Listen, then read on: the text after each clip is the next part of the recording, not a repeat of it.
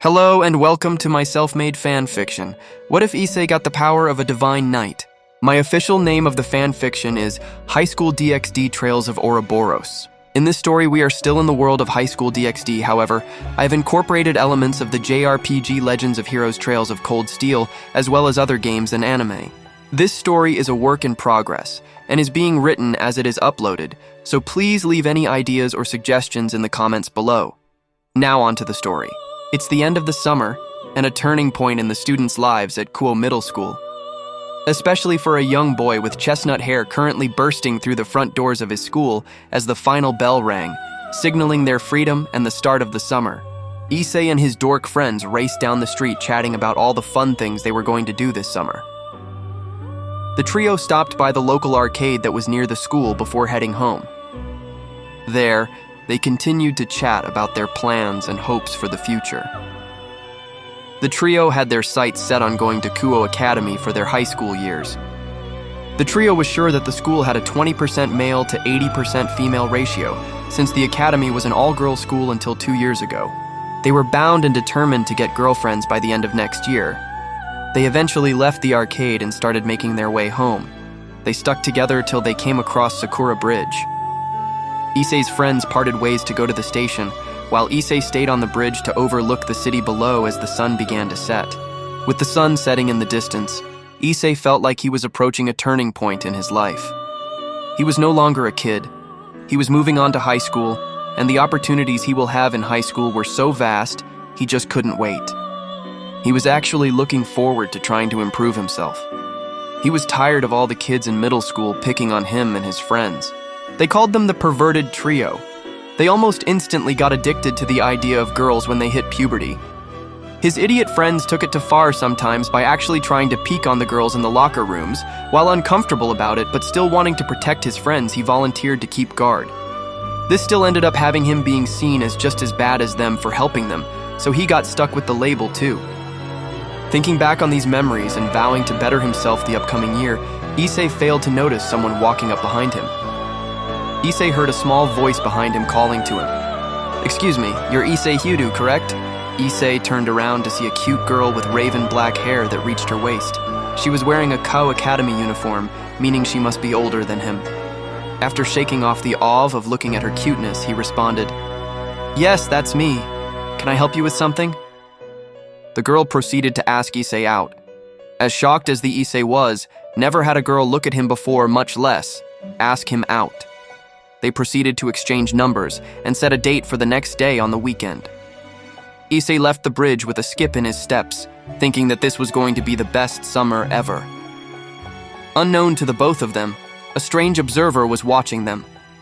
Well now, what do we have here? On a nearby rooftop looking down on the interactions of what most would think is just summer love between teenagers, a mysterious man in all black and white mask. "You can't fool me, girl. You're definitely a fallen. Nice try with that aura suppression bracelet she was wearing. But what could you possibly want with this human? You and your bunch of stray crows have been causing quite the ruckus in the northern districts. Based on your actions, you must see this boy as a threat." The man laughed. "Fascinating. Absolutely fascinating. I could not ask for better entertainment." The man turned to look at the direction Issei was skipping off to. "If my theory is true, all he should need is a little push." The man chuckled again as blue and black flames began engulfing him. "Maybe I can speed up the process and give you a boost." Soon the flames covered his whole body and was gone, leaving no trace of anyone being there. Over the next month, Issei got to go on dates for the first time in his life. To try and not mess them up, he took ideas from his manga he kept in his room. He took Yuma to the aquarium on his first date, and it seemed to go well, leading to more dates to the amusement park and zoo. His friends were super jealous of him and mad he kept canceling hangouts with them to see her.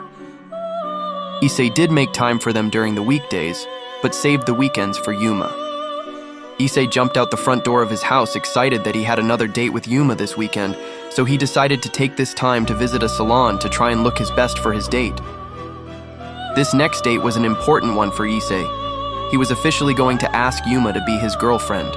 While riding his bike through the park, Issei suddenly felt something knock him off his balance and he crashed on the ground. Rubbing his head, he started to think he must have gotten a concussion. The world started to warp like a mirage. The trees around him melded together and turned gray. The sky darkened from the orange of twilight to the same gray as the trees. The world began to feel as if it was closing in on him. The sound of trains running down tracks around him and below his feet. He could see tracks rise out of the ground. Soon enough, Issei wasn't in the park anymore. He took in his new surroundings to see he was in a weird crossroads of a subway tunnel. The tunnel wasn't normal. The tracks were crooked. The ground felt soft and wet. Where the walls met the roof, and ground shadows moved like liquid reaching out from the darkness. The lights above shined of a red fluorescent glow. Standing in front of where Issei was crouched on the ground stood a man in all black. He stood right where the central fountain was just before. He had pointed black shoes, long black pants. He had a dark gray button-up vest and a long black trench coat. He had bright red gloves and a white masquerade mask on his eyes, resting below his messy black hair. Sorry for that. Didn't expect you to have such a rough landing. Just wanted you to stop by for a quick chat, Mr. Hayato. Issei sat back in surprise. What's going on? Who are you? Where am I? Issei started to panic. The man raised both his hands in a calming gesture of I come in peace. Easy there, friend. I mean you no harm. He pulled a card out from his coat pocket and tossed it to Issei. Issei caught it and examined it. It was a tarot card of the Zero Arcana, the Fool. For the image, it was a spot-on image of the masked man before him, in the same position the normal fool would be. But instead of a stick with a travel bag tied on the end thrown over his shoulder, he had a long black chain whipping in the same spot, ending with what looked like a heart on its end. Where the dog would be was a strange cat. He was still on what looked to be a cliff edge, but broken train tracks led up to its edge, while behind the whole image was the infinity symbol of a sideways 8 made out of a purple snake. My card, he calmly said. You may call me Joker. I know this may seem a bit sudden, but I desperately needed to speak to you, Mr. Hudu. He bowed at the waist respectfully as Issei got off the ground. What could you need to talk to me about? And how did I end up in a subway? I was in the park not seconds ago. Ah, that is part of what I needed to talk to you about. Well, technically. Joker straightened. I'm afraid it is up to me to be the one to shatter your understanding of the world around you. Joker began pacing. As for the where are you part of your question, you are in a special dimension created out of the collective subconscious of the everyday people of the world. Collective unconscious? Issei stared confused. Yes, I know it's a lot to take in at once, but it was the only way with my abilities to give us a peaceful moment alone to talk. Joker stopped pacing and stood in front of Issei again. You see, this domain and a few other tricks of mine are due to a power I have called a sacred gear.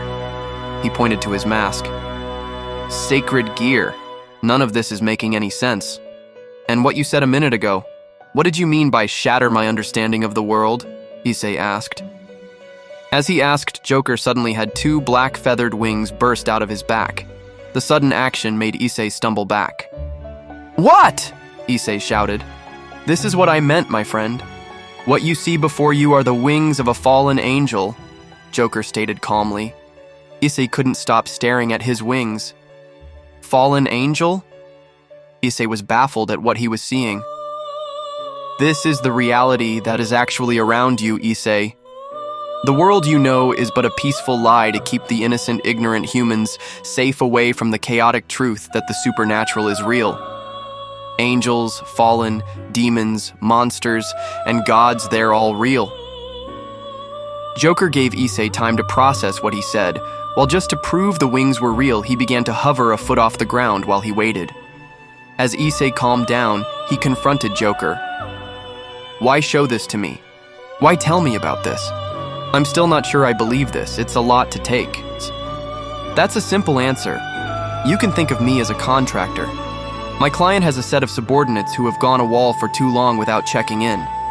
I just so happened to notice that the fallen angel squad leader was, for some reason, going on dates with a certain brown hair boy. This caused Issei to flinch with shock. Yuma is a fallen angel? He asked in disbelief. Joker simply nodded. Her real name is Raynare. She has been wearing an aura suppression band to mask her fallen energy in order to keep from being detected by the demons who run this territory. Issei was still processing that his girlfriend was a fallen angel, but he was also shocked to learn his hometown seemed to be run by demons. I tracked her back to her base in the old abandoned church in the far end of town to discover that she and her comrades took an unauthorized detour in their mission after finding a ritual that could extract sacred gears from wielders, killing the host but getting them gears to use themselves. Issei interrupted again. You keep mentioning that term, sacred gear. What is that? Oh, I am sorry. I forgot to explain. Sacred gears are blessings granted to humans by God himself. These tools allow humans to stand on equal footing as supernatural creatures. An example would be one gear called shadow gear. It allows the user to manipulate shadows, or, like my mask, allows me to manipulate the psyche of people's hearts. You see, the rogue fallen in this town have captured themselves a nun already and plan to steal her gear. It's my belief that Raynare, or you call her Yuma, believes you have one too, and is planning to kill you on your next date so she can take it for herself. Issei's eyes shook wide in shock. His whole body began to shake. She plans to kill me! I'm sorry. I know this is a lot to take in. I thought if I warned you first, you might stand a chance. Joker tried to soothe the boy. To himself, he mused that he really just wanted to have some fun tossing a wrench into that rogue's plan. How am I supposed to prepare to not get killed by an angel? I only just turned 15. I'm too young to die. I haven't even got to touch a girl's chest yet. Issei was really starting to panic now. What was with this guy? Joker stared in shock as he saw Issei's first worry was just about never touching a girl's privates. Shaking his head, he smacked Issei on the head to make him stop. Calm down and shut up. Like I said, I'm here to help you. Now, as you recall the reason why I believe she was after you. Giving a solid thump on his head with each word, Issei first thought was ouch, but after he remembered what Joker said. You think she believes that I have one of these gear things? Exactly. Now straighten up. Issei did as he was told, just as he did. Joker held out his palm, and black and blue flame erupted into a ball of fire. The fire briefly appeared in the shape of what looked to be a knight's helmet. The fire rushed to Issei, and before he could react, the fire went into his chest. What? What did you just do to me? Issei patted his clothes, wondering why he wasn't on fire.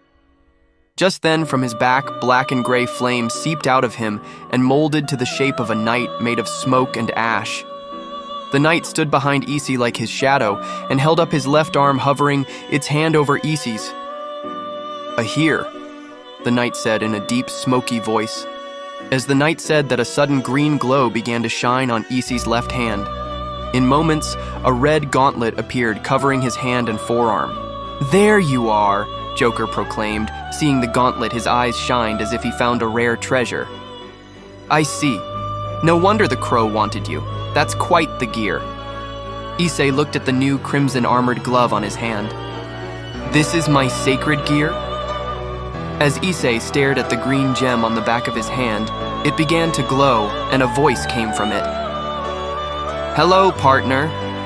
Wait, it talks, Issei said in surprise. Of course I can speak. My name is Dreg. I am one of the 5 heavenly dragons, and it is I who reside in your sacred gear. You are a very lucky individual, Issei. You are a rare holder of one of the 13 sacred gears known as Longinus, God Killer level gears.